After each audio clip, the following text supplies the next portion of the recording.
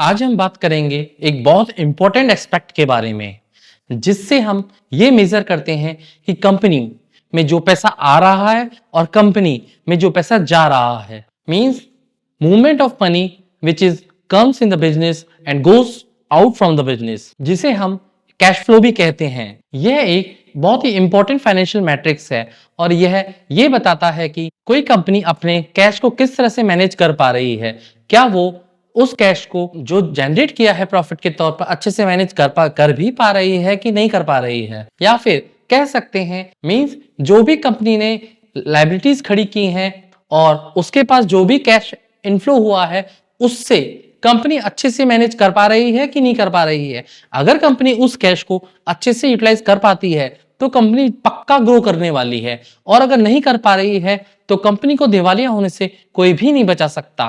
तो आज हम बात करेंगे डिटेल में कैश फ्लो क्या होता है, कैश फ्लो कितने टाइप का होता है, और कैश फ्लो को देखकर हम कैसे पता चलाएं कि कौन सा इंपॉर्टेंट एस्पेक्ट कैश फ्लो के बारे में है और कौन सा कैश फ्लो जाना अच्छा माना जाता है और कौन सा कैश फ्लो आना अच्छा माना जाता है। जानेंगे सब कुछ और भी बहुत कुछ मेक इन्वेस्टमेंट इजी के मेरे यूट्यूब चैनल पर, जिसमें आपकी इन्वेस्टमेंट की जर्नी को इजी किया जाता है। मैं पुष्पेंद्र आपका बहुत बहुत स्वागत करता हूं।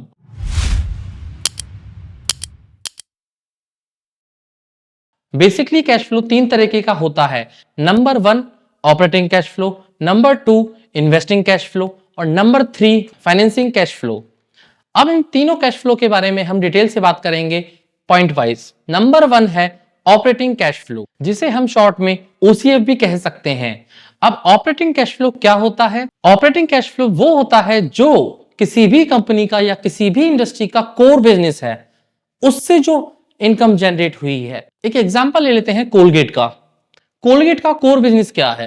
कोलगेट का कोर बिजनेस है पेस्ट बेचना।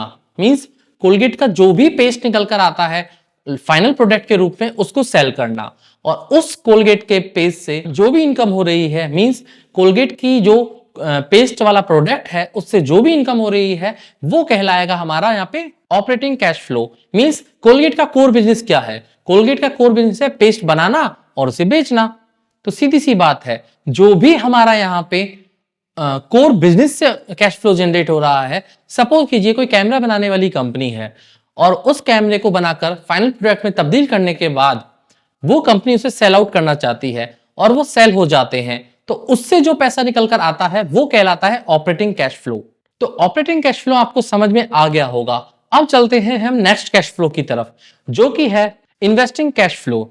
इन्वेस्टिंग कैश फ्लो क्या होता है और इसे कैसे समझा जाता है और इसे कब अच्छा माना जाता है और कब बुरा माना जाता है। मींस कब कंपनी के लिए ये अच्छा साबित होता है और कब कंपनी को ये डुबोने के लिए साबित होता है। वो सारा कैश फ्लो जो इन्वेस्टिंग के लिए यूज किया है, सपोज कीजिए किसी कंपनी ने लॉन्ग टर्म के लिए कोई असेट ले लिए हैं। अब लॉन्ग टर्म असेट का मतलब क्या होता है? लॉन्ग टर्म असेट का मतलब होता है, सपोज कर लीजिए किसी ने इक्विटी में ही डाल दिया पैसा, या फिर सपोज कर लीजिए किसी ने लैंड खरीद ली कि फ्यूचर में एक नया प्रोजेक्ट स्टार्ट करेंगे तो वो लैंड हम यूटिलाइज कर पाएंगे, या फिर आप मान सकते हैं कोई नई मशीनरी खरीद ली जिससे हम लॉन्ग टर्म में अच्छा सस्टेनेबल बिजनेस कर पाएंगे और हमारी अच्छी खासी ग्रोथ हो पाएगी। या फिर कंपनी ने कोई अदर कंपनीज में इन्वेस्टमेंट कर दिया है कि भैया मुझे तो ये वाली कंपनी अच्छी लग रही है, मुझे लगता है कि इन फ्यूचर ये कंपनी अच्छा कर पाएगी, तो क्यों ना हम इसका 10 से 15% स्टेक खरीद लें। ये कहलाता है इन्वेस्टिंग कैश फ्लो। और यहां पर एक और चीज निकलकर सामने आती है, जो भी कैश रिसीव हुआ है किसी भी जो मतलब सपोज कीजिए कोई पुराना असेट है, उस असेट को सेल करने में अगर कोई कैश रिसीव हुआ है वो भी इन्वेस्टिंग कैश फ्लो के अंदर आता है। क्यों? मान लीजिए मैं ये वीडियो बना रहा हूं, ठीक है, तो मेरे पास कैमरा है, लाइट है, माइक है, स्टैंड है। अब ये मेरे पुराने हो जाते हैं और मैं नए कैमरा, लाइट, माइक, स्टैंड ले आता हूं। अब कुछ साल बाद मैं सोचूंगा कि क्यों यार मेरा ये यूटिलाइज ही नहीं हो रहा, तो मैं इनको सेल कर दूं। तो एक तरह से जब मैंने ये स्टार्टिंग में खरीदे थे तो ये क्या था, मैंने इन्वेस्ट किया था, और आज मैं इनको सेल कर रहा हूं। जो मैंने इन्वेस्ट किया था उससे ही तो ये पैसा निकल के आया है, तो इसीलिए इसको भी आप इन्वेस्टिंग कैश फ्लो ही मानेंगे। तीसरी टाइप का कैश फ्लो है फाइनेंसिंग कैश फ्लो। इस तरह के कैश फ्लो में जो आपको कैश फ्लो देखने को मिलेगा वो होगा बोरोइंग का पैसा। मतलब कंपनी ने कुछ बोरो लिया है या फिर दिया है, वो पैसा कंपनी का फाइनेंस वाला कैश फ्लो कहलाएगा। या फिर कंपनी कोई डेट को रिपे करती है वो पैसा, या फिर कंपनी कोई स्टॉक्स को इशू करती है, या फिर वापस से रीपरचेज करती है वो वाला पैसा, या फिर कंपनी शेयर होल्डर्स को डिविडेंड पे करती है वो वाला पैसा। ये सारे इस तरह के सारे पैसा या फिर सारा कैश फ्लो फाइनेंशियल एक्टिविटी से रिलेटेड कैश फ्लो कहलाता है।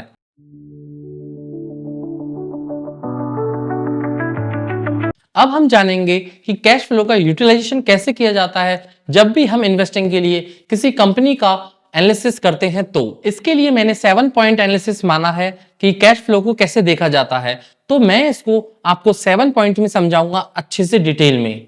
तो चलिए चलते हैं। पॉइंट नंबर 1, लिक्विडिटी का असेसमेंट मींस लिक्विडिटी असेसमेंट। किसी भी कंपनी का कैश फ्लो ये बताता है कि शॉर्ट टर्म में वो अपनी लायबिलिटीज मतलब देनदारियां चुकाने में सक्षम है कि नहीं।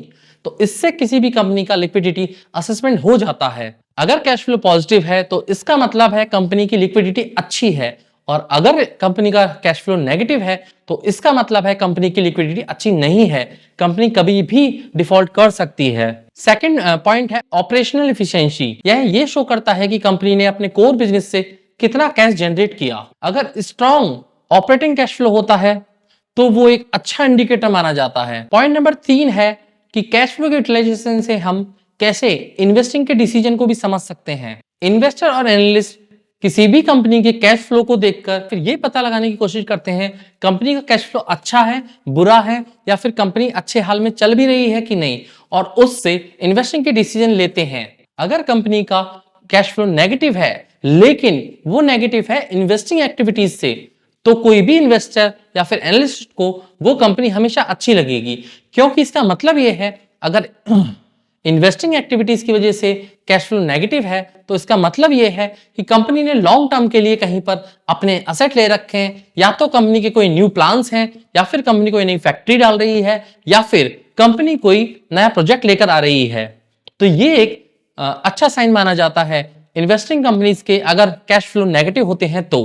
पॉइंट नंबर 4 है फाइनेंशियल स्ट्रेटेजी मींस कोई भी कंपनी अपने डेट को किस प्रकार से चुका पाती है। जैसे कि रिलायंस ने किया, रिलायंस अपनी एक स्कीम लेकर आई कि हमें इतने साल में डेट फ्री हो जाना है। फाइनेंसिंग स्ट्रेटेजी ये बताती है कि आप कितने फाइनेंशियली रिस्क से बाहर निकल चुके हो और कितनी आपकी कंपनी की सस्टेनेबिलिटी या फिर पॉजिटिव इमेज बन चुकी है। पॉइंट नंबर 5 है वैल्यूएशन में utilization of cash flow in valuation. जब भी हम वैल्यूएशन करते हैं, नए नए मेथड आ गए हैं आजकल तो, लेकिन जब भी हम डीसीएफ मेथड से वैल्यूएट करते हैं तो कैश फ्लो का यूज किया जाता है। उसमें हम फ्यूचर कैश फ्लो के एस्टिमेट्स लेते हैं।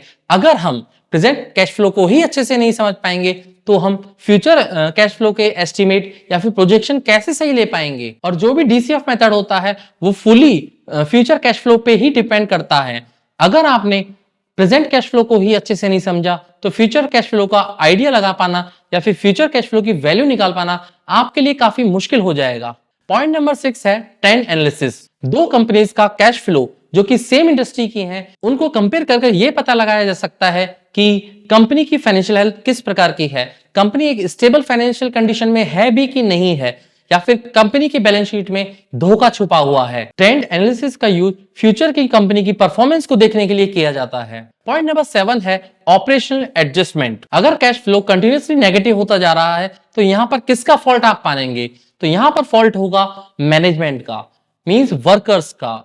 मैनेजमेंट इफिशिएंटली उस कंपनी को या पर्टिकुलर इंडस्ट्री में जो कंपनी है उसको अच्छे से नहीं चला पा रहा है, तो इसके लिए कंपनी के मैनेजमेंट को ऑपरेशनल एडजस्टमेंट करने पड़ते हैं। उसके लिए कंपनी को कलेक्शन को इंप्रूव करना पड़ता है, कॉस्ट को रिड्यूस करनी पड़ती है, इन्वेस्टमेंट को रिवैल्यूएट करना पड़ता है। और यहीं पर निकल के आता है एक और बात, जब भी ऐसी हालत होती है सबसे पहले जो प्रॉब्लम आती है वो वर्कर्स पर आती है, एम्प्लॉइज पर आती है। आशा करता हूं आपको कैश फ्लो और कैश फ्लो के टाइप्स और कैश फ्लो के यूटिलाइजेशन अच्छे से समझ में आ गए होंगे।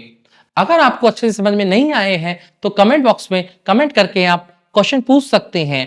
प्लीज मेरे वीडियो को लाइक कीजिए, मेरे यूट्यूब चैनल को सब्सक्राइब कीजिए और शेयर करना बिल्कुल ना भूलें, जिससे मैं जो भी फंडामेंटल एनालिसिस से रिलेटेड वीडियोस लेकर आऊंगा उसका आपको नोटिफिकेशन मिल जाएगा और आप उसे देख पाएंगे इजीली। अब मैं विदा लेना चाहूंगा। Signing off. जय हिंद।